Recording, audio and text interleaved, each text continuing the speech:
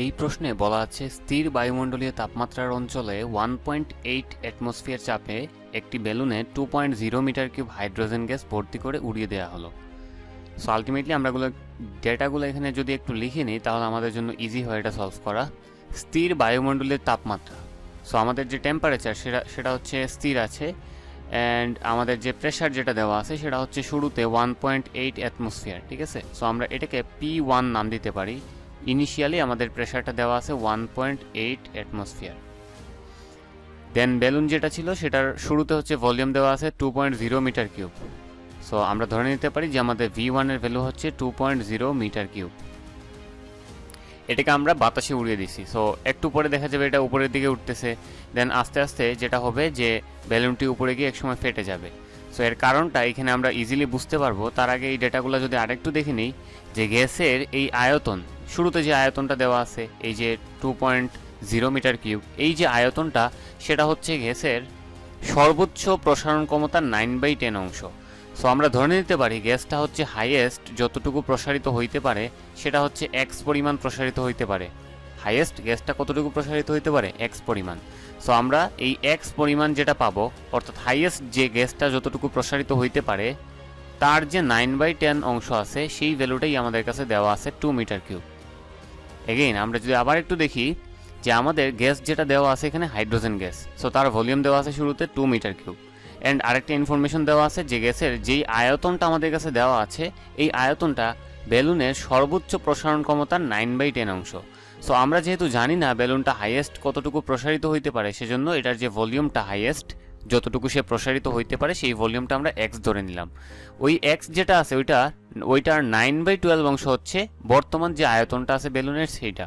So আমরা এখান থেকে ইজিলি বেলুনটার হাইয়েস্ট যতটুকু সে প্রসারিত হইতে পারে সেই ভলিউমটা বের করে নিতে পারি। সেটা হবে যে 2 ইন্টু এই যে 9/10, ওই পাশে যখন চলে যাবে তখন হয়ে যাবে 10/9, ঠিক আছে।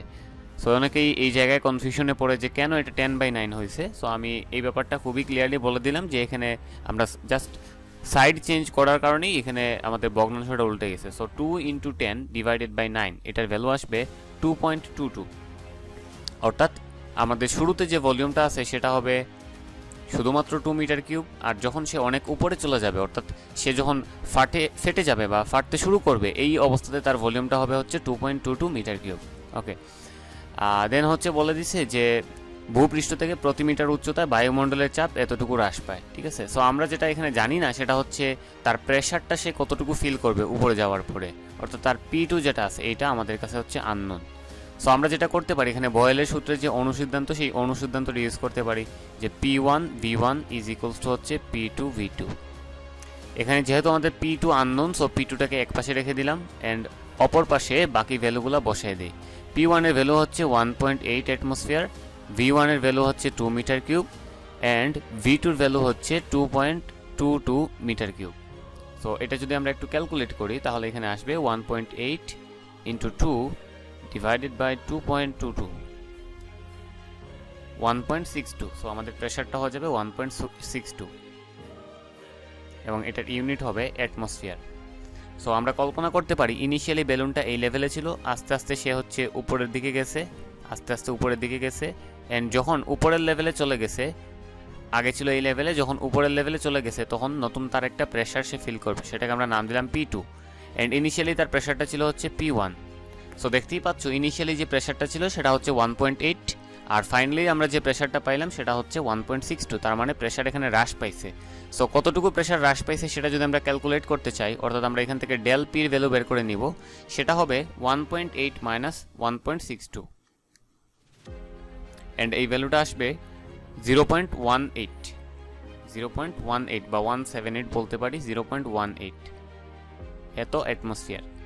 সো আমরা যখন বেলুনটাকে নিচ থেকে উপরে নিয়ে গেছি তখন তার প্রেশার ডিক্রিজ হয়েছে, হ্রাস পাইছে 0.18 অ্যাটমসফিয়ার। আমাদের প্রশ্নের মধ্যে একটা ইনফরমেশন দেওয়া ছিল, সেটা হচ্ছে আমরা যতই ভূপৃষ্ঠ থেকে উপরের দিকে যাব প্রতি মিটার উচ্চতা যখন আমরা ক্রস করব সেক্ষেত্রে আমাদের 0.044 মিলিমিটার পারদ চাপ, এতটুকু পরিমাণে চাপ আমাদের হ্রাস পাবে।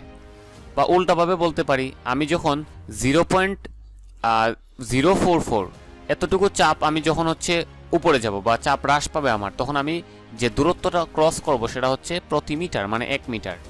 অর্থাৎ আমার যে হাইটটা সেটা হচ্ছে বাড়তে থাকবে আস্তে আস্তে, এবং 0.044 মিলিমিটার পারদচাপের জন্য হাইট বাড়বে হচ্ছে 1 মিটার। অ্যান্ড আমাদের কাছে যে প্রেশারটা আছে সেটা অ্যাটমসফিয়ারে আছে, আমরা একটু এটাকে চেঞ্জ করে শুরুতে মিলিমিটার পারদচাপে নিয়ে যাব। সো তোমরা অলরেডি জানো যে 0.18 এটা যেহেতু অ্যাটমসফিয়ারে আছে, এটাকে আমরা 760 এটা দ্বারা যদি হচ্ছে মাল্টিপ্লাই করে দেই তাহলে এটা চলে যাবে হচ্ছে মিলিমিটার পারদচাপে। সো এটাকে আমি 760 দ্বারা মাল্টিপ্লাই করতেছি, এটা ভ্যালু আসবে 135.57 মিলিমিটার পারদচাপ। ঠিক আছে, সো আমাদের প্রশ্নের মধ্যে দেওয়া ছিল যে 0.044 মিলিমিটার পারদচাপ এতটুকু চাপ হ্রাস পাইলে আমাদের হাইট ক্রস করতে হয় 1 মিটার, অ্যান্ড আমাদের টোটাল চাপ হ্রাস পাইছে হচ্ছে 135.57। সো আমরা এখন ঐকিক নিয়মে ম্যাথটা সলভ করে ফেলতে পারি, যে লেখা যায় 0.044 মিলিমিটার পারদচাপ এতটুকু চাপ হ্রাসের জন্য চাপ হ্রাসে উচ্চতা অতিক্রম, মানে আমরা কতটুকু উচ্চতা অতিক্রম করি সেটা হচ্ছে 1 মিটার। ঠিক আছে, 1 মিটার। অ্যান্ড আমাদের কাছে যেটা দেওয়া আছে সেটা হচ্ছে 135.57। সো আমরা এখন 135.57 মিলিমিটার পারদচাপ হ্রাসে আমাদের উচ্চতা অতিক্রম কতটুকু করতে হয় সেটা ক্যালকুলেট করে ফেলবো। সেটা হবে যে 1 ডিভাইডেড বাই 135.57 ডিভাইডেড বাই 0.044 এত মিটার। ঠিক আছে, সো এটা যদি আমরা একটু ক্যালকুলেট করি 135.57 এটাকে আমরা ডিভাইড করে দিব 0.044 দ্বারা, অ্যান্ড এইখান থেকে আমাদের রেজাল্টটা চলে আসবে 3081.08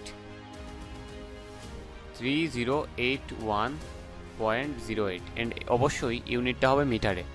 সো খুব ইজি কনসেপ্ট যে আমাদের যখন আমরা নিচ থেকে যতই উপরের দিকে যাব আমাদের প্রেশারটা ডিক্রিজ বা হ্রাস পাইতে থাকবে, অ্যান্ড ভলিউম যেটা আছে এটা আস্তে আস্তে বাড়তেছে। সো একসময় দেখা যাবে যে বেলুনটার ভলিউম এমন একটা পর্যায়ে চলে যাবে যখন সে ফেটে যাবে, অ্যান্ড কততে গেলে সে ফেটে যায় সেটা আমরা শুরুতে বের করলাম যে 2.22তে গেলে সে ফেটে যায়। ওইটার রেসপেক্টে আমরা হচ্ছে তার প্রেশার কতটুকু হ্রাস পাইছে সেটা ক্যালকুলেট করলাম। প্রশ্নের মধ্যে দেওয়াই ছিল যে 0.044 মিলিমিটার এতটুকু চাপ হ্রাস পাইলে আমাদের হচ্ছে দূরত্ব আমরা ক্রস করি 1 মিটার। তো আমাদের কাছে টোটাল চাপ হ্রাসের পরিমাণ ছিল, সেটাকে এই সংখ্যাগুলোর সাথে ঐকিক নিয়ম করে করে আমরা এখান থেকে টোটাল হাইটটা বের করে ফেললাম, যে কতটুকু দূরত্ব সে অতিক্রম করার পরে ফেটে গেছে সেই হাইটটা এখান থেকে বের করে ফেলতে পারলাম।